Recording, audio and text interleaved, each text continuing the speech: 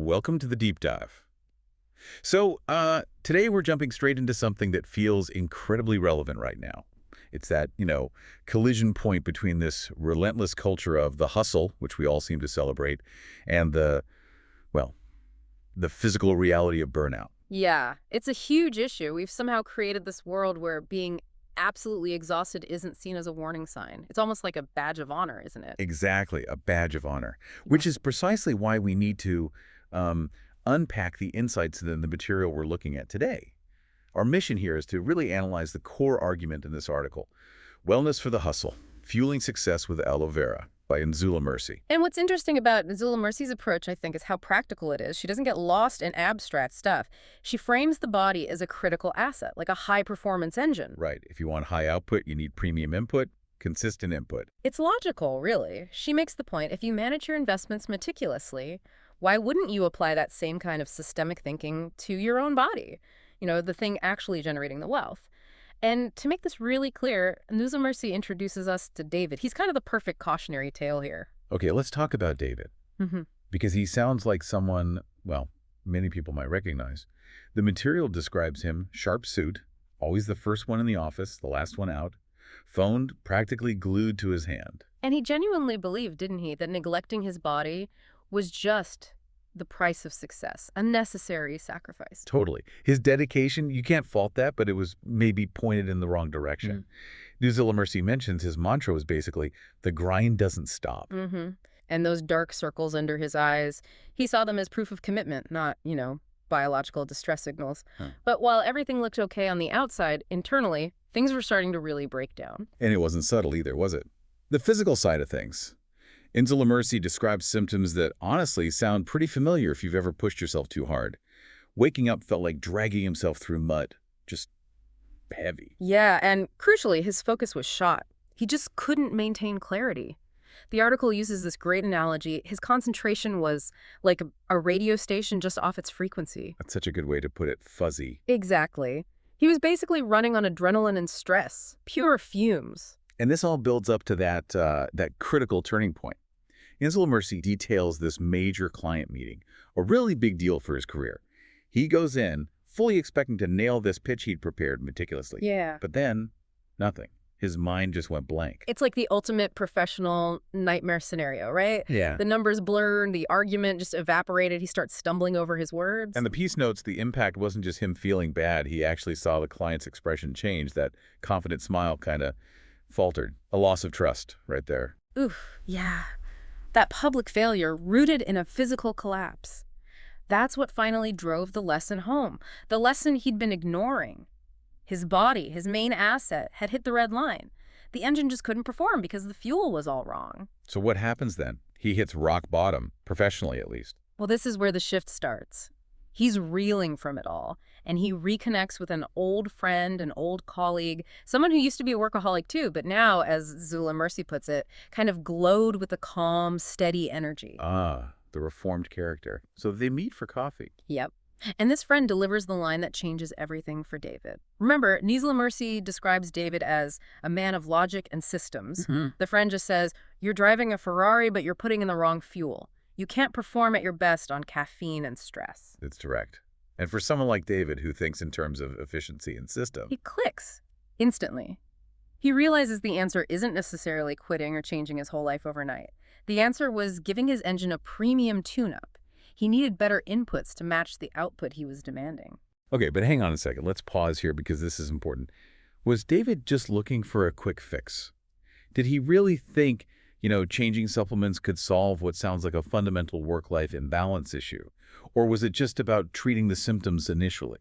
That's a really fair question. And Little Mercy's piece kind of implies it started with addressing the immediate physical crisis, fix the engine first, which then gives you the clarity and energy to maybe tackle the bigger lifestyle stuff later.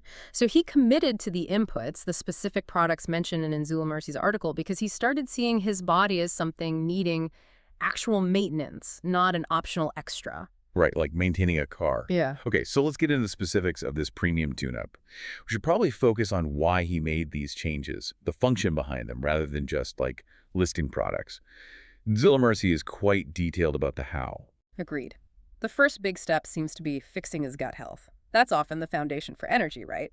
So he swaps out that acidic morning coffee jolt for forever aloe vera gel. The idea here, whatever the specific product, is simple. Stop irritating your system first thing. Give it something soothing instead. Makes sense. An internal car wash, as the article puts it. And the result wasn't that typical caffeine spike and crash. David reported the brain fog starting to lift. It was replaced by what he called a clean, natural energy. That shift away from stimulants seems key. Absolutely, that's the real transformation. So once that gut foundation was better, he moved on to tackling the cognitive issues, the focus problem. And for this, Zilla Mercy points towards Forever Arctic Sea. Okay, and zooming out from the brand again, the principle here is getting enough high-quality omega-3 fatty acids. These aren't just vague health boosters. They're actually essential for how our cells work, especially in the brain. Exactly right. When David was stumbling over his words in that meeting, it wasn't just stress. It was likely poor neurotransmission, too.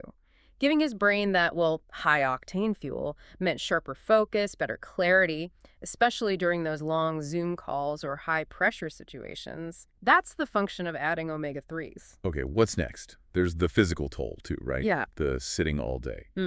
Insular Mercy highlights the stiffness, the joint pain from being, quote, chained to a desk. David used Forever Move for that, according to the article. Yeah, this is about tackling inflammation, which is a natural consequence of being sedentary and stressed out. The principle is proactively supporting your joints, your connective tissues. If you think of the body as a high-performance machine, reducing friction and pain isn't a luxury item. It's essential for just keeping things running smoothly long-term. Right, basic maintenance. And then there were the late nights, the deadlines needing real stamina. David apparently learned to stop grabbing those energy drinks or whatever else gives you that artificial buzz followed by the crash. Zula Mercy mentions he switched to more natural boosters, Forever Multi-Maca and Forever Bee Pollen. We can probably group these under the banner of adaptogens, generally speaking, substances that help the body cope with stress and sustain energy more naturally without that harsh up and down cycle. It's about supporting the body's own systems for resilience rather than just overriding them with stimulants. Okay, and lastly, the day-to-day fuel. Lunch was a big one. He swapped out grabbing quick, junky food on the run for a Forever Light Ultra Shake. Quick but nutritious, avoiding that midday energy slump. Yeah, steady input and hydration, too. That got an overhaul. He cut out the sugary sodas, which are notorious for causing those afternoon energy crashes, and switched to Forever Aloe Berry Nectar. So hydration became less about just thirst and more about, well, performance support, steady energy, not the sugar roller coaster. So it sounds like a pretty comprehensive overhaul, treating his body like that engine.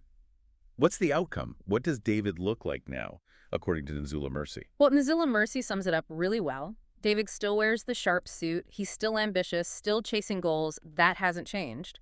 But the crucial difference, he's not running on empty anymore.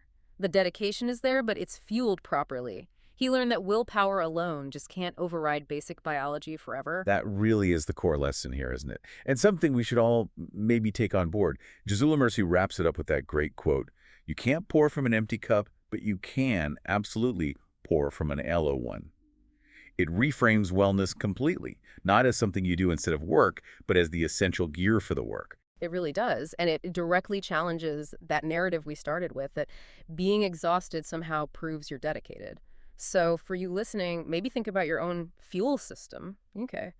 When you look at the concepts David addressed, balancing the system, supporting cognition, getting sustained energy, how often are you choosing the cheap quick fix, the wrong fuel, over something that supports long-term efficiency? Yeah, think about it like this as we finish up.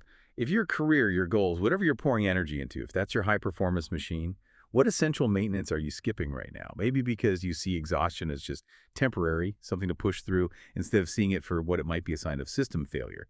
It's definitely worth exploring what premium fuel really means for your life, moving beyond just quick fixes towards supporting your biology fundamentally.